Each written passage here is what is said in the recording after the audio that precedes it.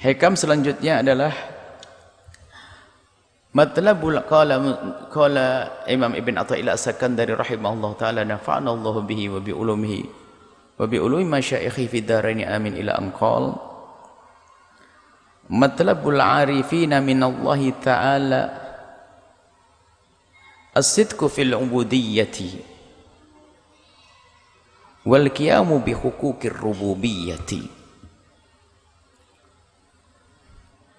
Matlabul arifina minallahi ta'ala, cukup.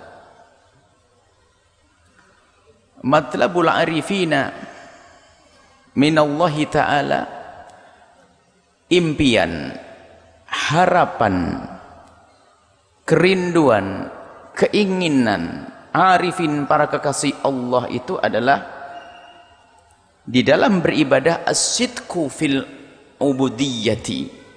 Bagaimana mereka jujur, serius, benar di dalam mengabdikan diri kepada Allah.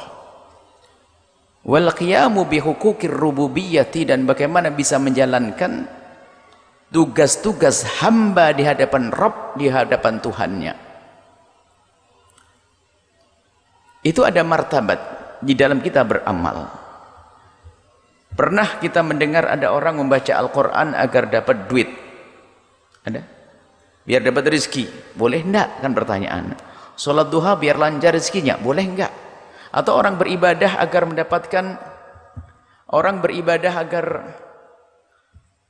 mendapatkan surga, boleh enggak? Boleh.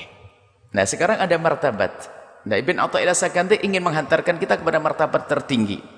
Jadi orang itu ada martabat ikhlas. Ikhlas terendah adalah seorang beribadah kepada Allah asalkan jangan menyekutukan Allah. Menyembah Allah tidak boleh menyekutukan martabat. Martabat, dan ini adalah ibadah kebanyakan orang. Semuanya ini adalah seperti ini. Orang masuk wilayah iman, misal masuk wilayah Islam, maka dia adalah menjadi seorang hamba yang beriman dan dia beribadah. Maka martabat ibadahnya adalah martabat ikhlas terendah adalah dia tidak menyekutukan Allah Subhanahu wa taala secara zahir, yaitu tidak menyembah berhala, tidak menyekuti, tidak menuhankan selain Allah yang disembah, tidak menuhankan binatang. Baru setelah itu martabat.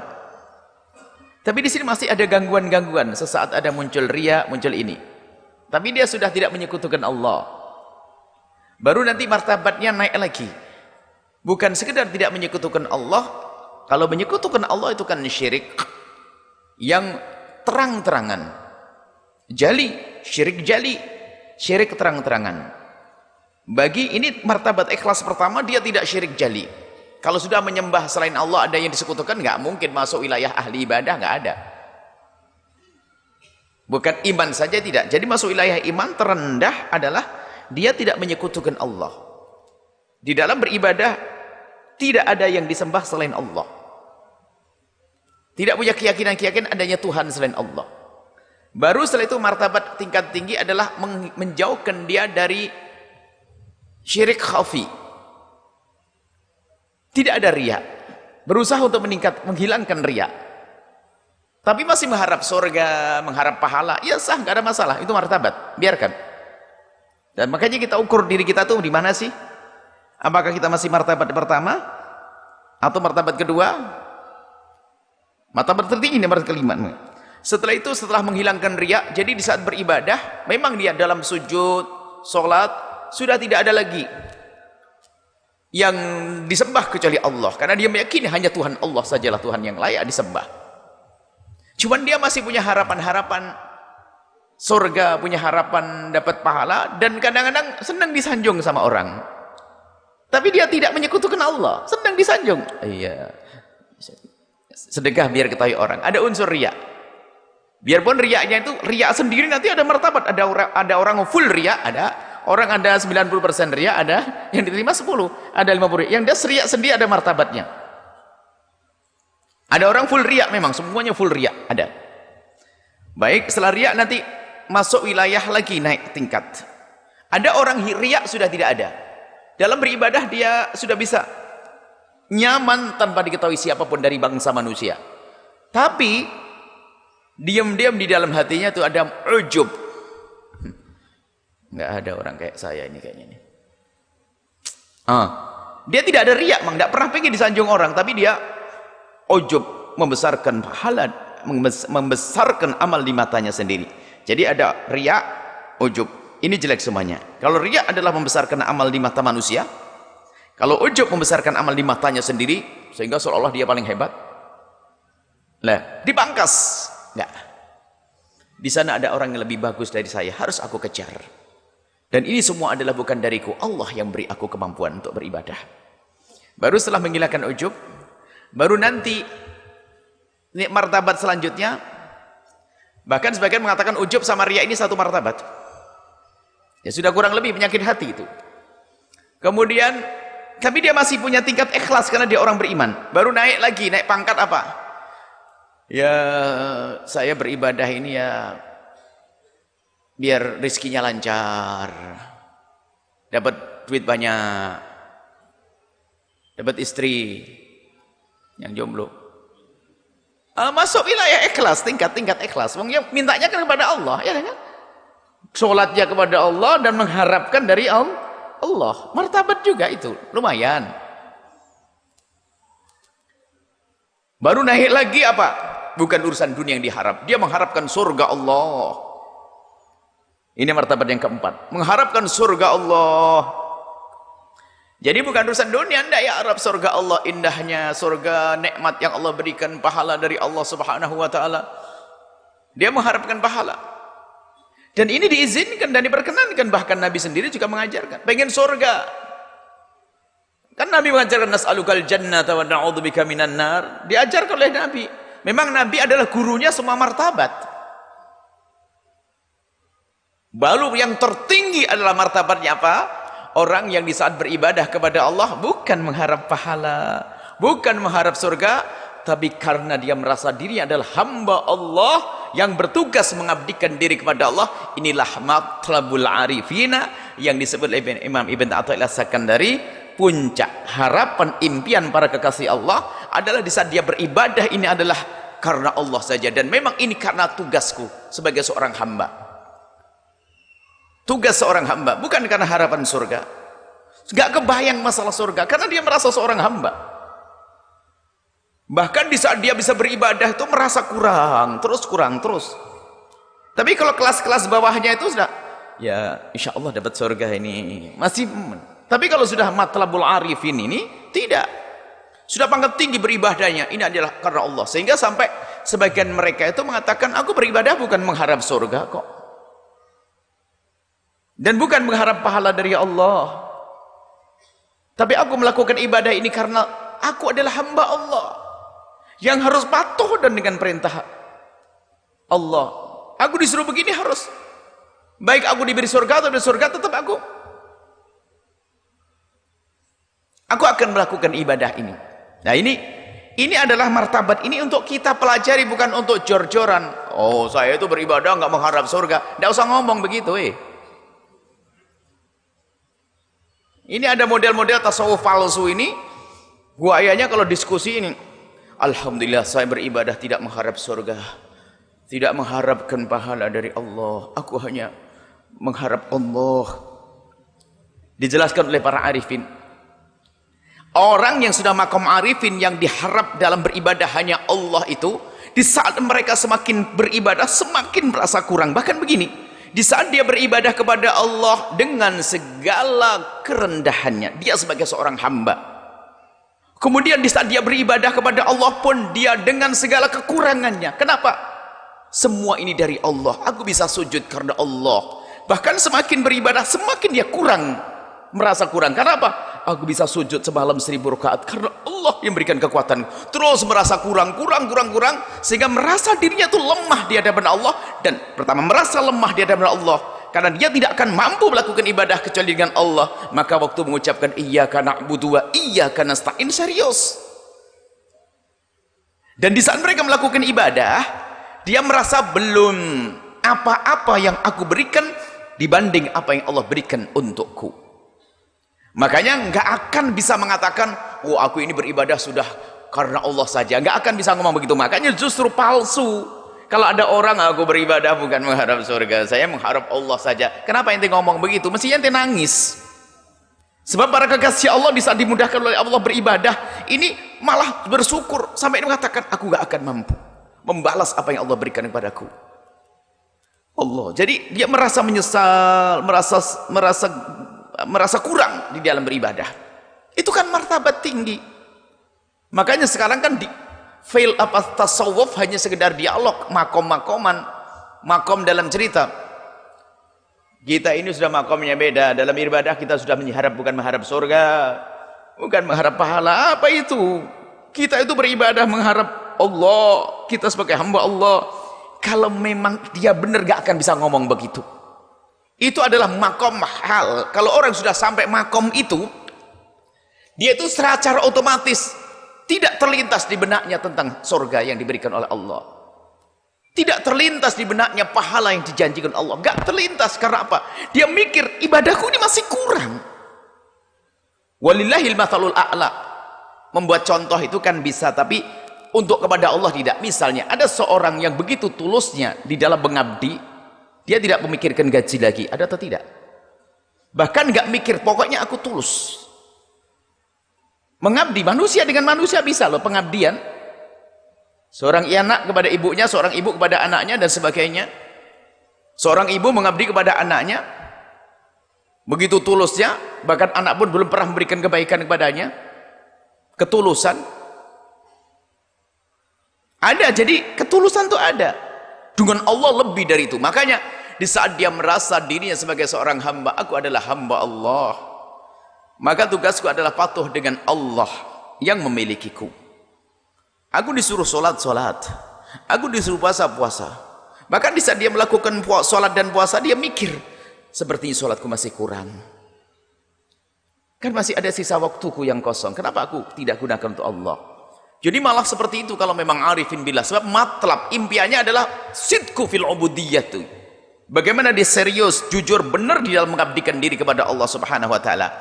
Nah ini makanya Anda pun bisa saja suatu ketika dalam keadaan tertentu Anda sampai makom ini, biarpun kadang turun lagi.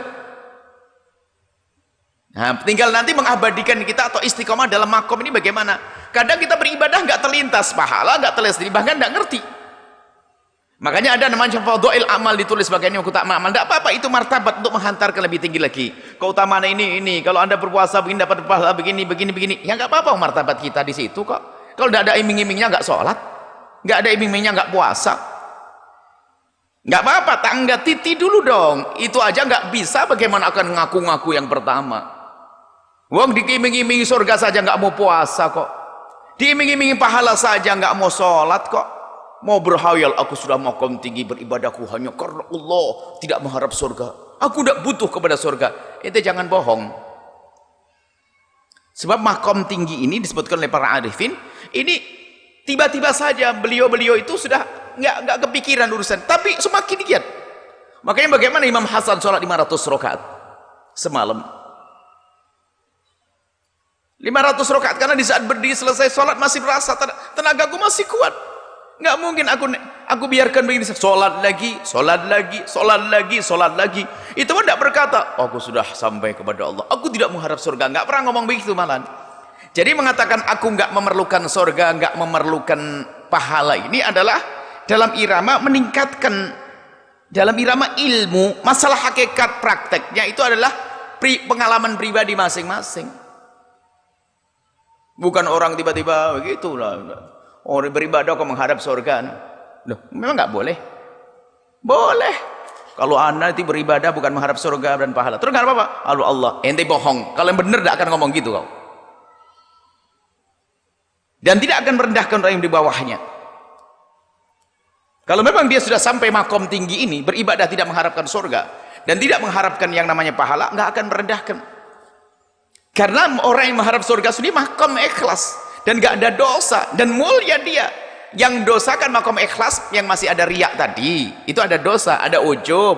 Tapi yang berbuat baik, berbuat mengamalkan ibadah mengharapkan dunia, nggak dosa dia. Yang dosa yang ada unsur riak itu. Ya, bahkan yang ngomong aku beribadah sudah bukan mengharap surga dan bukan mengharap pahala, tapi menghadap Allah, itu bisa unsur riya besar, ngomong terang-terangan begitu kok. Nah, maksud kami itu apa? Sekarang ada diskusi-diskusi tasawuf palsu. Begadang sampai semalam suntuk ngomong tasawuf, makam hakikat, ma'rifat, gini, nggak tahajudan. Nggak subuh berjamaah. Nggak ada zikir, hanya pandai saja. Mana ini pandai ngomong saja. Wah, aku begini, kita ini kok kita mencari dunia, mencari surga kan selain Allah. Yang kita cari hanya Allah. Wah, muridnya ya, top kiai saya. Jamnya hilang nangis. Mobilnya lecet, riak. Kalau orang sudah makom arifin itu, secara otomatis dia tidak akan terlintas di benaknya tentang urusan-urusan tadi, martabat di bawahnya. Tapi bukan pura-pura. Baik, kalau begitu bagaimana kita akan sampai ke makom yang disebut oleh Ibn Athaillah As-Sakandari, matlabul arifina. Matlab impian seorang arif para kekasih Allah adalah as-sidqu fil ubudiyyati. Bagaimana kita serius dalam mengabdikan diri kepada Allah hingga sampai nanti kita sampai makom kita berbuat baik kepada Allah, melakukan ibadah kepada Allah bukan karena mengharap pahala. Itu proses, bukan mengharapkan surga. Kalau di saat disebutkan surga, kabar gembira, tapi yang aku cari bukan itu. Itu hati seruan yang kita cari, bukan kita dakwakan dengan lesan. Itu nanti hakikat di dalam dirimu. Gak perlu ngomong deh masalah ini, gak perlu ngomong. Kalau ada orang sampai makom kayak, kalau yang penting Allah ridho kepada aku biarpun aku masuk neraka, itu kan makom dalam di saat berucap begitu di luar kesadaran. Ada, cuman ini biasanya kalimat-kalimatnya para tasawuf, ahli tasawuf ini dibikin main-main untuk orang akhir zaman. Ya, kalau memang saya masuk surga tidak ada masalah, yang penting Allah ridho kepada saya. Itu kalau mereka dalam keadaan yaqdah, sadar dan sebagainya, nggak akan mampu ngomong begitu. Wong di neraka adalah hukuman Allah kok.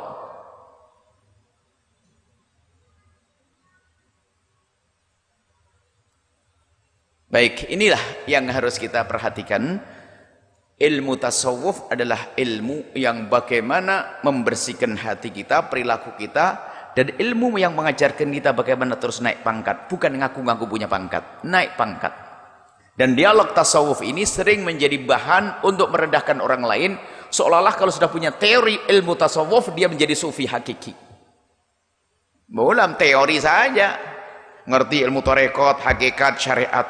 Orang kalau sama, makanya pernah kami sampaikan, ilmu tarekat, ilmu syariat, ilmu tarekah, ilmu hakikat ini nggak bisa dipisahkan. Bukan berarti orang langsung lompat ilmu hakikat syariat ditinggal, enggak. Ini untuk martabat. Ada sebagian orang yang masih dohir syariat saja, sholat, belum berbicara bagaimana ikhlas di dalam sholat, bagaimana sampai menyadari ibadahku hanya karena Allah. Wa nusuki wa mati wa ma'alillahi rabbil alamin, mengatakan menyadari itu belum, tapi sholatnya masih kelas syariat sesuai dengan fikih dohirnya ini. Baru nanti masuk tarekah mujahadah, bagaimana aku bisa sampai kepada makom ikhlas sesungguhnya. Pernah berusaha sampai makom hakikat. Nah, ini adalah proses, bukan ngaku-ngaku. Makanya kalau sudah orang di makom hakikat, dia sangat perhatian kepada syariat. Karena apa? Pondasinya untuk sampai hakikat syariat. Makanya kalau ada orang sampai hakikat ngomong syariat gak penting, pasti dusta. Apalagi sampai makom wali tapi merendahkan syariat, gugur kewaliannya siapapun dia. Gak mungkin runtuh, wong pondasinya dihancurkan kok. Ada wali melanggar syariat, gak mungkin. Abu Yazid Al-Bustami mendengar satu kisah, katanya mendengar satu wali, sebab para wali itu kalau dengar berita tentang wali itu langsung dicari. Abu Yazid Al-Bustami mendengar satu kisah, di kampung sana ada seorang kekasih Allah. Oh betul, dicari, ingin minta doa dan sebagainya. Ditunggu rumah masih sholat. Wah benar juga, dia kelihatannya wali, dia orang sholat. Ditunggu.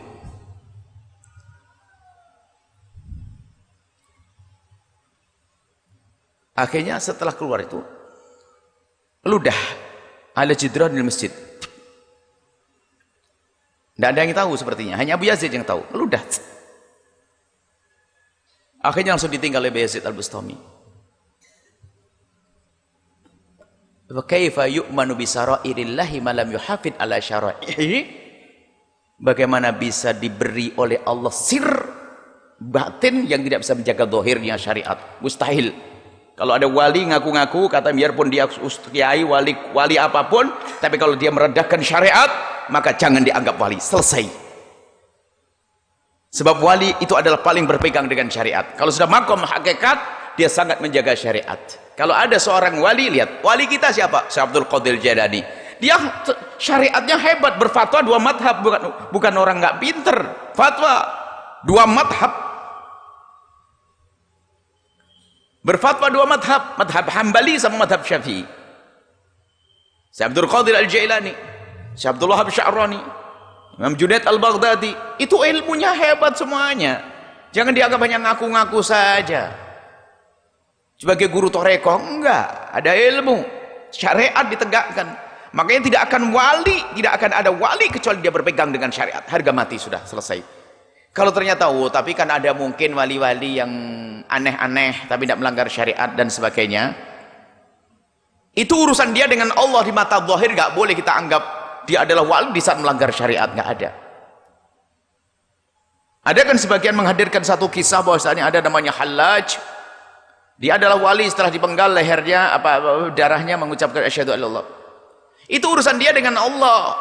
Tapi ulama yang hidup pada saat itu karena kalimatnya kalimat yang mengeluarkan dia dari iman, diadili dan dipenggal dengan pedang syariat. Makanya kalau ada orang melanggar syariat hari ini kok dianggap wali, dia menganggap wali, kita bisa menganggap dia wali, tapi syaratnya penggal lehernya dulu, kalau darahnya mengucapkan asyhadu alla.